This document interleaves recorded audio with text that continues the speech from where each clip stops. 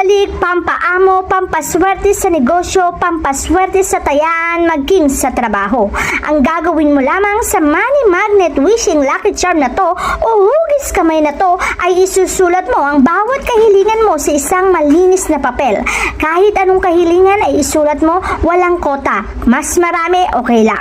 Pagkatapos mong isulat sa isang malinis na papel ay tupiin mo to, maliit na tupi lamang, at pagkatapos ipasok mo sa loob ng boteng ito.